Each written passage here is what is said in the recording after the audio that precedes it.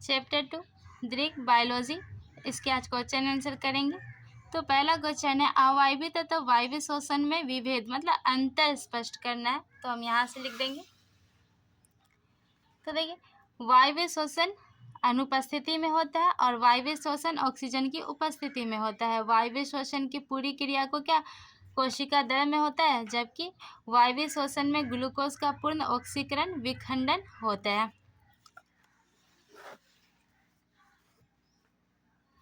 अब पाइरूवेट्स के विखंडन के विभिन्न पथों के बारे में लिखें।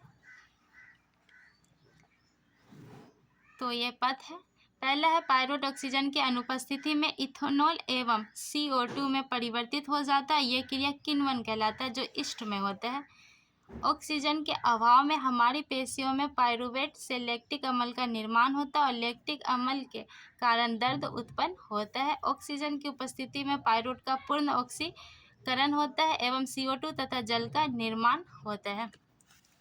तीसरा है स्थलीय कीटों में श्वसन की रचना या श्वसन विधि का वर्णन करें।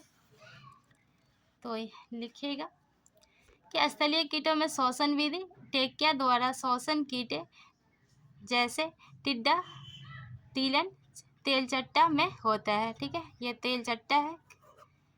श्वसन विधि कीटों में ट्रेकिया के द्वारा श्वसन में गैसों का आदान प्रदान रक्त या रुधिर के माध्यम से नहीं होता है। इसका कारण यह है कि कीटों के हीमोग्लोबिन या उसके जैसा कोई रंजक जिसमें ऑक्सीजन को बांधने की क्षमता हो नहीं पाए जाते हैं।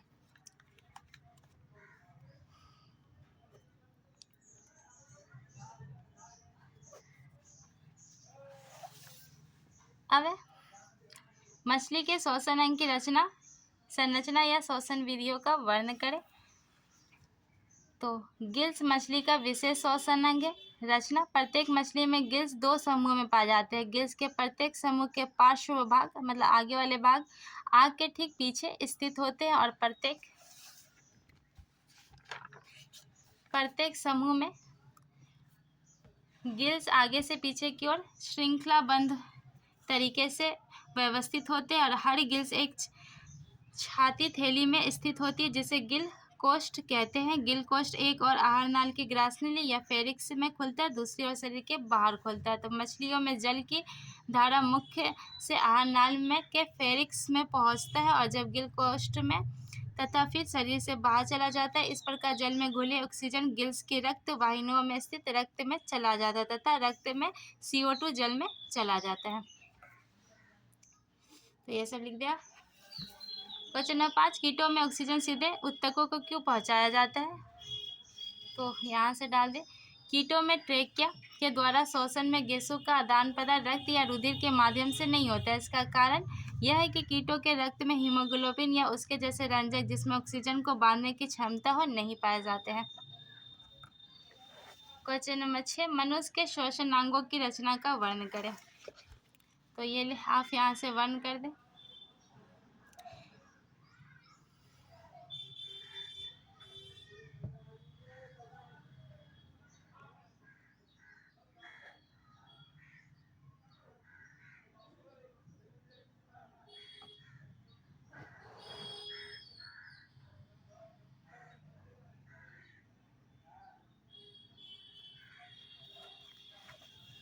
क्वेश्चन नंबर 7, मनुष्य में श्वसन क्रिया का वर्णन करें।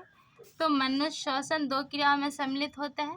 पहला है प्रवास, नासिक छिद्र से हवा फेफड़े तक पहुंचती है जहां इसका ऑक्सीजन फेफड़ों की दीवार में स्थित रक्त के रूप में चला जाता है। उच्छ्वास, नासिक छिद्र से CO2 हवा के साथ निकाला जाता है।